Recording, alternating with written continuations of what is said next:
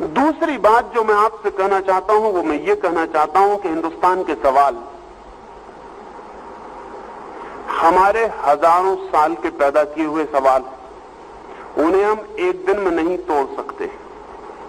कोई उपाय नहीं है उन्हें एक दिन में तोड़ देने का, और उन्हें एक दिन में तोड़ने की कोशिश में सिर्फ यही हो सकता है कि हम और सवाल पैदा कर लें।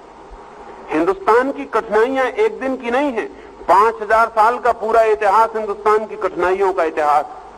हिंदुस्तान की जड़ें 5000 साल से पीड़ित, रुग्ण और विकृत हो गई। अगर कोई आदमी चाहे कि इन्हें एक दिन में बदलने की जल्दबाजी दिखाए तो वो जल्दबाज आदमी जड़ों को सुधार पाए इसकी संभावना कम है, जड़ों को मिटा डाले, तोड़ डाले इसकी संभावना ज्यादा है। हिंदुस्तान की आने वाली युवा पीढ़ी को यह भी समझ लेना चाहिए कि सवाल जितने पुराने होते हैं उतने धीरज से उनके साथ मुकाबला करना पड़ता है। लेकिन क्रांतिकारी कभी भी धैर्यवान नहीं होता, क्रांतिकारी अधैर्यवान होता है। वो बहुत शीघ्रता से कुछ करना चाहता है, इसकी बिना फिक्र किए कि कुछ चीजें शीघ्रता से की ही नहीं जा सकती। एक बच्चा मां के पेट में 9 महीने लेता है, तब मैच्योर होता है, तब वो जन्म लेता है। जल्दी की और अगर 5 महीने में गर्भपात कर लिया तो बच्चा तो मरेगा ही, मां भी मर सकती है। हिंदुस्तान में मुझे ऐसा लगता है कि हमारी समस्याएं पुरानी हैं और हमारे हल करने की जल्दी बहुत अधैर्यपूर्ण है। हम प्रत्येक चीज को आज हल करना चाहते हैं जो कि नहीं हल हो सकती। अगर हिंदुस्तान को ठीक से प्रौढ़ता पानी हो और बुद्धिमत्ता पानी हो तो अपनी समस्याओं की गहराई और ये भी समझ लेनी चाहिए कि वो वक्त लंबा लेंगी, वो जल्दी नहीं तोड़ी जा सकती। ना तो गरीबी आज मिटाई जा सकती है, चाहे हम जमीन छीन के बांट दें, और चाहे हम सारी फैक्ट्रीज पे कब्जा कर लें, और चाहे हम सारे मुल्क की संपत्ति को वितरित कर दें, गरीबी आज नहीं मिट सकती। क्योंकि गरीबी के पीछे 5000 साल की लंबी कहानी। ये गरीबी 5000 साल की गरीबी। इस गरीबी को जो आज मिटाने की कोशिश करेगा, मैं मानता हूं वो मुल्क को और भी गरीब हालत में छोड़ जाएगा। क्योंकि इस गरीबी को जल्दी में मिटाने की कोशिश उस इंतजाम को भी तोड़ सकती है जो इंतजाम इस मुल्क को थोड़ी बहुत संपत्ति दे रहा है। लेकिन हम बहुत जल्दी में भरे। हमारा जवान चाहता है सब आज हल हो जाए, हर आदमी को आज नौकरी मिल जाए। ये नहीं हो सकता। नेता मुल्क के बेईमान हैं, वो झूठे आश्वासन दिए चले जाते हैं। वो आश्वासन दिए चले जाते हैं कि नहीं ये हो जाएगा, ये जल्दी हो जाएगा, ये जल्दी हो सकेगा कि सबको नौकरी मिल जाए। ये नहीं हो सकेगा। इस मुल्क में सबको नौकरी नहीं मिल सकती। नहीं मिल सकती इसलिए कि इस मुल्क के पास उतना काम नहीं है जितने लोग। नहीं मिल सकती इसलिए कि इस मुल्क के पास जितने लोगों को हमने शिक्षित कर लिया है उतना भी काम नहीं है, और जितने लोगों को हम शिक्षित कर रहे हैं उनके लिए भविष्य में कोई काम नहीं होगा। लेकिन ये मजबूरी है और ये हम सबकी मजबूरी है। अगर इसको हमने जल्दबाजी की तो शायद जितना काम मिल सकता है वो भी ना मिल पाए, और अगर हम धैर्य से प्रयोग करें तो शायद हम मार्ग, नए कामों की दिशाओं को खोजने में समर्थ हो सकते हैं। असल में हिंदुस्तान के जवान को पुराने किस्म के काम मांगने की बात छोड़ देनी चाहिए अगर हिंदुस्तान की समस्याओं को हल करना हो। हिंदुस्तान के जवान को अपनी जवानी का बड़े से बड़ा प्रयोग हिंदुस्तान में नए काम पैदा करने में दिखाना चाहिए। उसे पुराने ढंग के काम मांगना बंद कर देना चाहिए। जैसे कि हम एक कवि को ओरिजिनल कहते हैं, अगर वो नई कविता लिखे, अगर वो कालिदास जैसी कविता लिखे तो उसको कोई कवि नहीं मानता, और अगर वो शेक्सपियर जैसी कविता कितनी ही अच्छी लिख ले तब भी हम कहेंगे चोर है, कोई मौलिक नहीं, कोई ओरिजिनल नहीं। जैसे कविता भी नई करता है आदमी, जैसे लेख भी नया लिखता है, विज्ञान में नई खोज करता है, वैसे हिंदुस्तान के जवान को नए काम की खोज पर निकलना पड़ेगा। 1000 तरह के नए काम खोजे जा सकते हैं, लेकिन हिंदुस्तान के सब जवान पुराने दरवाजों पर दस्तक दे रहे हैं। उन पुराने दरवाजों के काम चुक गए। सच तो यह है कि पुराने दफ्तरों में जरूरत से ज्यादा आदमी, और ध्यान रहे जहां 2 आदमी काम कर सकते हैं, अगर वहां 6 आदमी हो गए तो जो काम 2 आदमी करते थे वो 6 आदमी और बिगाड़ देंगे, वो 6 नहीं कर पाएंगे। हिंदुस्तान में मजबूरी यह है कि हर जगह ज्यादा आदमी है, और जहां भी जरूरत से ज्यादा आदमी होते हैं वहां इफिशियंसी कम हो जाती, वहां कुशलता कम हो जाती।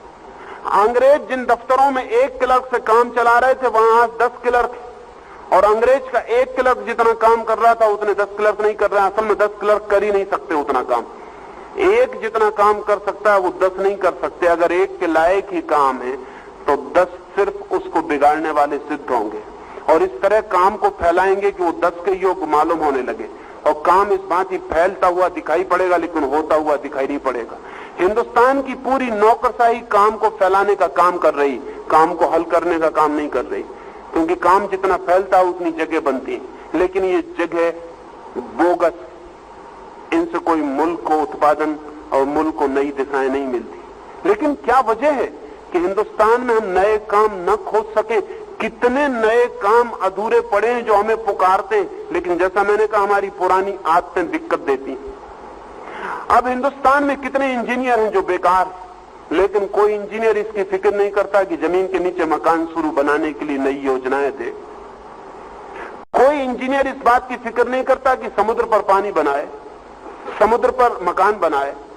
अब ये जान के आपको हैरानी होगी कि अभी एक अमेरिकी इंजीनियर ने, फुलर ने, समुद्र पर मकान बनाने का बहुत सस्ता सुझाव दिया है, योजना भी दी है, मकान का मॉडल भी दिया है। सीमेंट कंक्रीट के मकान जिनमें एक मकान में 20,000 आदमी रह सके, समुद्र पर तैर सकते हैं, डूबेंगे नहीं, क्योंकि वो चारों तरफ से बंद होंगे। उनके भीतर हवा का जितना वॉल्यूम होगा वही उनको समुद्र के ऊपर तैराने का कारण बन जाएगा। वो जमीन पर बनने वाले मकानों से सस्ते होंगे और जमीन को घेरेंगे नहीं। और हिंदुस्तान को तो जमीन की जरूरत है।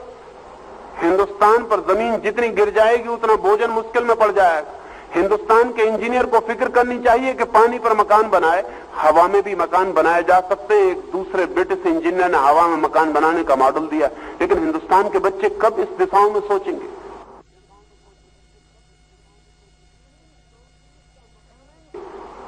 सीमेंट कंक्रीट का मकान हवा में भी हवा के वॉल्यूम के आधार पर तैर सकता है, उड़ सकता है, और वो जमीन पर बनाए हुए मकान से सस्ता मकान सिद्ध होगा। लेकिन हिंदुस्तान का इंजीनियर जमीन पे मकान बनाता चला जाएगा। मकान भी वो उस ढंग से बना रहा है जिस ढंग से 5000 साल पहले हमारे बाप दादे बनाते थे।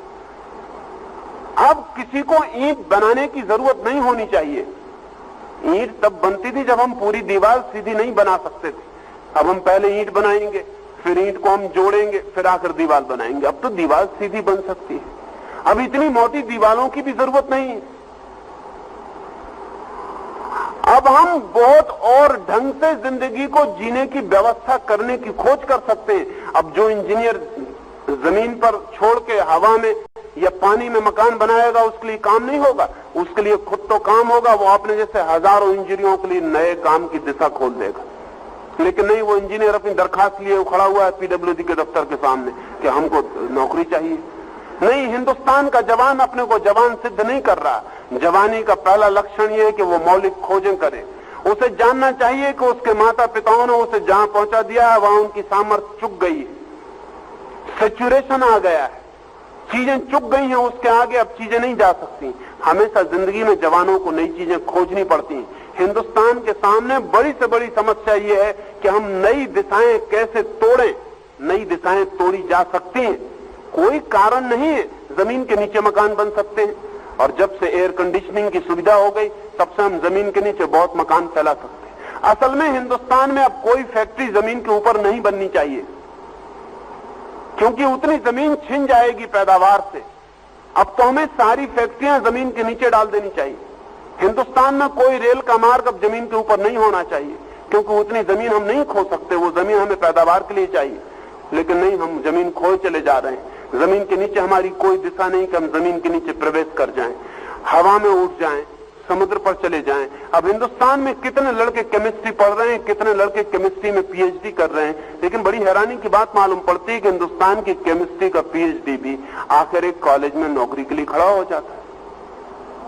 हिंदुस्तान को तो बहुत बड़े रासायनिकों की जरूरत है जो हिंदुस्तान को ऐसा भोजन दे सके जो जमीन में पैदा नहीं होता। सिंथेटिक फूड की जरूरत है। रोज संख्या बढ़ती चली जाएगी। अब आपको पुराने भोजन करने की आदतें छोड़नी पड़ेंगी कि आप रोज 1 किलो भोजन पेट में डालें, ये पागलपन अब आगे नहीं चल सकता। अब आपको एक गोली पर राजी होना पड़ेगा। लेकिन मैं मानता हूं कि एक गोली स्वास्थ्यपूर्ण हो सकती है 1 किलो भोजन की बजाय, क्योंकि 1 किलो भोजन करना बहुत ही अनुत्पादक पुराना ढंग है। 1 किलो भोजन करके पचाते तो 1 गोली के लायक ही हैं, बाकी फिर शरीर को बाहर भी फेंकना पड़ता है। वो फिजूल की मेहनत, उस मेहनत से मुल्क को बचाने की जरूरत है।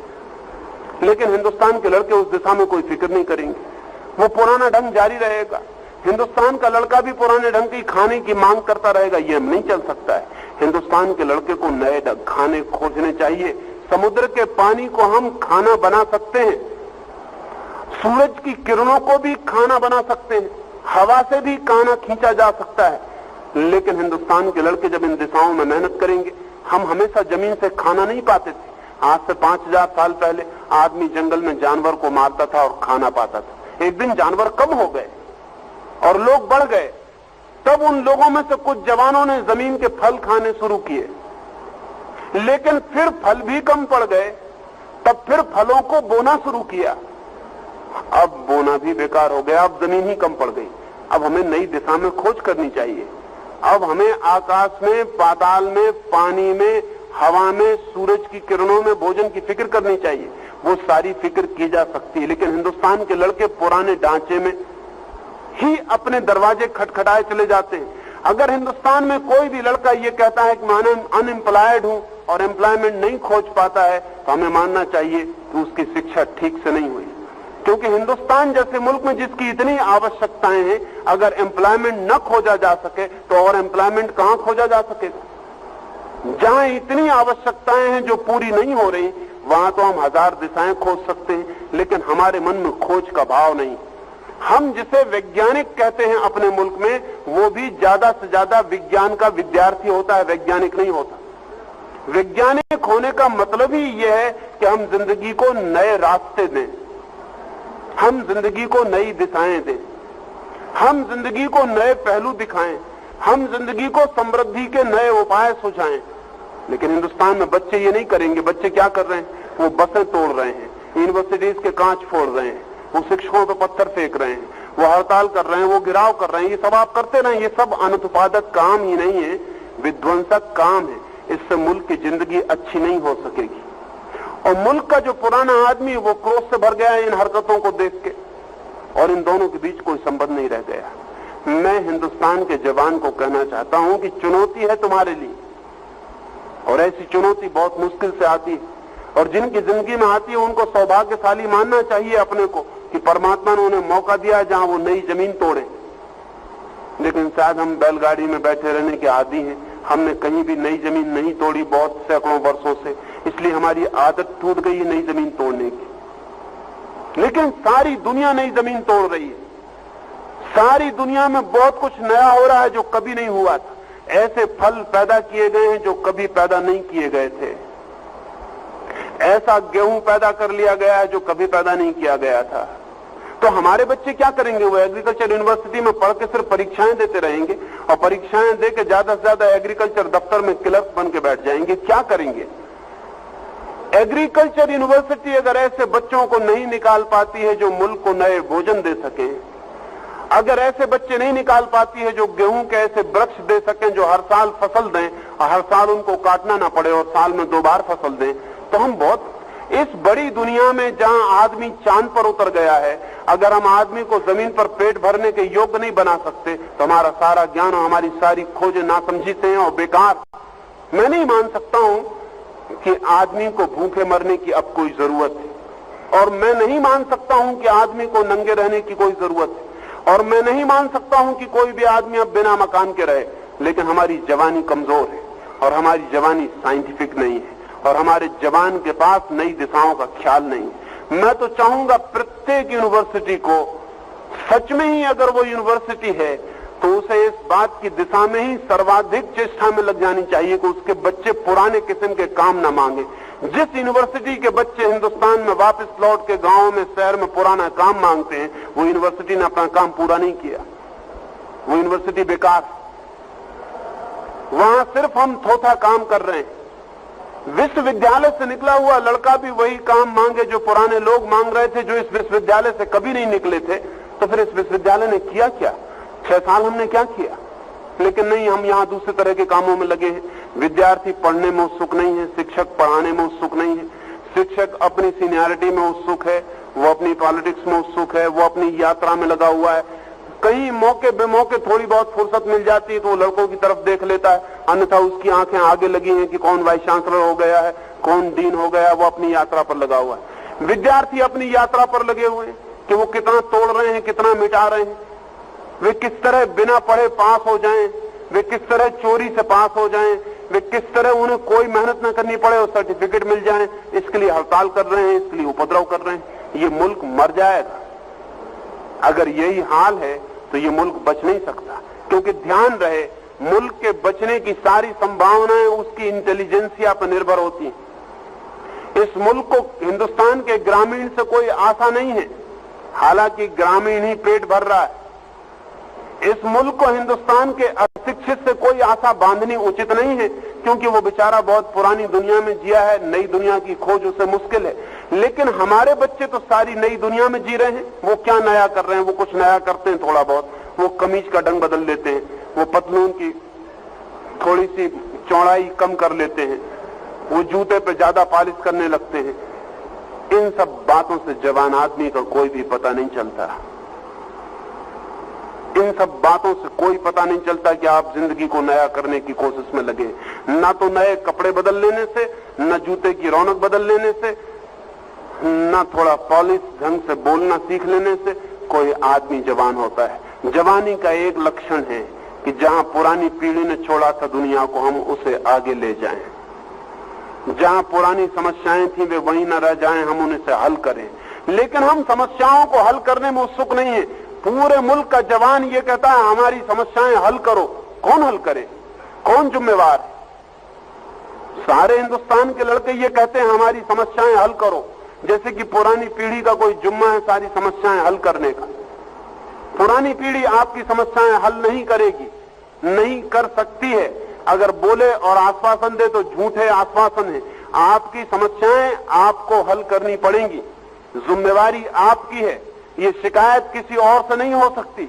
अगर नहीं हल कर पाएंगे तो हम भूखे मरेंगे, परेशान होंगे, दुखी होंगे, और अगर हल करेंगे तो हम सुखी हो सकेंगे, हम मुल्क को समृद्ध कर सकेंगे, संपन्न कर सकेंगे, शक्ति दे सकेंगे। सारी दुनिया संपन्न होती जा रही है, हम क्यों गरीब होते चले जा रहे हैं? आज अमेरिका या स्वीडन या स्विट्जरलैंड या नॉर्वे में सवाल यह है कि उनके पास इतनी संपत्ति है, उसका वो क्या करें? और हमारे सामने सवाल ये है कि हमारे पास इतने आदमी हैं, इनके लिए हम कहां से संपत्ति दें? आखिर उनके पास भी हमारे जैसे ही मन है, बुद्धियां हैं। हमारे पास कोई कम बुद्धि नहीं है किसी से, लेकिन ऐसा मालूम पड़ता है हमारी बुद्धि लड़ने झगड़ने में व्यय हो जाती। हमारी सारी बुद्धि लड़ने झगड़ने में व्यय हो जाती। हम इतने लोग यहां बैठे हुए हैं, अगर हम सब आपस में लड़ने लगे तो इस हाल की सारी ताकत नष्ट हो जाएगी। लेकिन अगर हम सारे संयुक्त होकर किसी सृजन में लग जाएं तो हम शायद कुछ बना पाएंगे। और जिन चीजों के लिए हम लड़ रहे थे वो सहयोग से निर्मित हो सकती हैं, और जिन चीजों के लिए हम लड़ रहे थे अगर लड़ते ही रहे तो वे कभी भी निर्मित न होंगी। जो निर्मित है वो भी टूट जाएगा। इस समय हिंदुस्तान को सहयोग की एक फिलसफी चाहिए, एक कोऑपरेशन की फिलसफी चाहिए। लेकिन हिंदुस्तान में जितनी फिलसफीज आज प्रचलित है, चाहे कम्युनिज्म, चाहे सोशलिज्म, और चाहे जनसंघ, और चाहे कांग्रेस, और चाहे कोई भी, वे सभी कॉन्फ्लिक्ट की फिलसफीज है। वे सब ये सिखा रही हैं कि लड़ो, वे सब ये सिखा रही हैं कि दूसरा जिम्मेवार है। हिंदुस्तान में आज कोई भी इतनी कहने की हिम्मत नहीं जुटाता कि तुम जिम्मेवार हो, दूसरा जिम्मेवार नहीं है। और कोई भी ये कहने की हिम्मत नहीं जुटाता कि लड़ने से कुछ हल न होगा। इस समय जरूरत है कि हिंदुस्तान की सारी शक्तियां पूल्ड हो जाएं। हिंदुस्तान की सारी शक्तियां इकट्ठे होकर अगर श्रम करें तो कोई कारण नहीं कि 20 साल में इस मुल्क में भी समृद्धि का सूरज निकल सके, और कोई कारण नहीं कि हम भी आदमी की जैसी जिंदगी बसर करने योग्य हो सके, और कोई कारण नहीं कि हम जानवर की तरह भूखे और प्यासे और नंगे और जमीन पर भिखारी की तरह हाथ फैलाए हुए फिरते रहें। हमारे देश के नेता सारी दुनिया में भीख मांगने के सिवाय और कुछ भी नहीं कर रहे हैं। वो भीख मांग के इस मुल्क को कब तक बचा सकते हैं? और हमें जो थोड़ी सी रौनक दिखाई पड़ती है, ख्याल रखना वो रौनक हमारी नहीं है, वो अमेरिकन गेहूं की, वो ज्यादा देर नहीं चलने वाली। आज अमेरिका में 4 किसान जितना काम कर रहे हैं, उनमें से 1 किसान की मेहनत हिंदुस्तान को मिल रही, लेकिन अमेरिका के इकोनॉमिस्ट परेशान हो गए। अभी वहां के बहुत विचारशील लोगों ने यह कहना शुरू कर दिया कि अब हिंदुस्तान को और सहायता देनी गलत। क्योंकि ये सहायता हम कब तक देंगे? और जिस दिन ये सहायता बंद होगी उस दिन हिंदुस्तान में इतना भयंकर अकाल पड़ेगा कि सब जिम्मेदारी हम पे आएगी कि इन्होंने सहायता देनी बंद कर दी, इसलिए यही जिम्मेवार। इसलिए अमेरिका का वैज्ञानिक तो सलाह दे रहा है, अर्थशास्त्री सलाह दे रहा है कि अब सहायता बंद कर दो, अब ये सहायता आगे खींचनी उचित नहीं, फिर ठीक भी नहीं। मैं भी मानता हूं हिंदुस्तान को सहायता अब नहीं दी जानी चाहिए, क्योंकि सहायता की बहुत आदत भी शायद नुकसान पहुंचा सकती है। हम अपनी मुसीबतों में छोड़ दिए जाने चाहिए। अगर हम अपनी मुसीबतों में संघर्ष कर सकते हैं मुसीबतों से, लेकिन हम अपने से संघर्ष करने से बचें तो हम मुसीबतों से संघर्ष करें। दो ही रास्ते हैं, या तो हम लड़ें या हम मुसीबतों से लड़ें, लेकिन हम आपस में लड़ेंगे तो हम संघर्ष मुसीबतों से नहीं कर सकते। लेकिन पूरा मुल्क आपस में लड़ने में बड़ा आतुर है और हम अपने को लड़के नष्ट करते रहे हजारों साल तक, आगे भी हम अपने को लड़के नष्ट करते रहेंगे। और हम ऐसी फिजूल की बातों पर लड़ते हैं जिनका कोई अर्थ नहीं है। कहीं भाषा पर लड़ेंगे, कहीं धर्म पर लड़ेंगे, कहीं मंदिर मस्जिद पर लड़ेंगे, कहीं हजरत मोहम्मद का बाल चोरी चला जाएगा तो लड़ेंगे, कहीं किसी शंकर जी की पिंडी टूट जाएगी तो लड़ेंगे। हम इतनी फिजूल की बातों पर लड़ रहे हैं कि सारी दुनिया भविष्य में हम पे हंसेगी कि हमारे सामने बड़े बड़े सवाल थे, उनको छोड़ के हम इन पे लड़ते रहते हैं। बड़े सवाल है मुल्क के सामने, शायद मरने और जिंदा होने का सवाल है, शायद जिंदगी और मौत का सवाल है। अगर हम 20 साल में मुल्क की सारी शक्तियों को क्रिएटिव मोड़ नहीं दे सकते तो हम 20 साल में इस जमीन पर रहने के योग्य नहीं रह जाएंगे। 1978 और 1985 के बीच हिंदुस्तान में इतने बड़े अकाल की संभावना है जिसमें 10 करोड़ लोगों से लेकर 20 करोड़ लोग तक मर सकते हैं। लेकिन हम बैठ के सुन लेंगे, शायद हम कहेंगे कि भगवान की मर्जी होगी तो बचा लेगा, और मर्जी नहीं होगी तो भगवान की मर्जी के खिलाफ पत्ता नहीं हिलता, हम क्या करेंगे? ऐसे नहीं चलेगा। हमने भगवान की मर्जी बहुत जगह से तोड़ दी, हमने जन्म दर कम कर ली, हमने बीमारियों का इलाज कर लिया है, हमने मृत्यु दर तोड़ डाली और उधर हम बच्चे पैदा किए जा रहे हैं। अभी हेल सियासी ने इथोपिया में एक अमेरिकन कमीशन बुलाया, क्योंकि इथोपिया में बहुत बीमारियां हैं और बहुत मृत्यु दर है। तो एक अमेरिकन मेडिकल कमीशन को बुलाया तो उसने जांच पड़ताल करवाई और फिर हेल सियासी को उन्होंने अपनी रिपोर्ट दी, और अपनी रिपोर्ट में उन्होंने कहा कि आपके मुल्क में जो पानी है वो रुग्ण है, और आपके मुल्क में पानी पीने का जो ढंग है वो बीमारी फैलाने वाला है, और आप गंदा पानी पीते हैं। इथोपिया में सड़कों के किनारे जो पानी भर जाता है और जानवर जिसमें घूमते रहते हैं, उस पानी को भी लोग पीने के काम में ले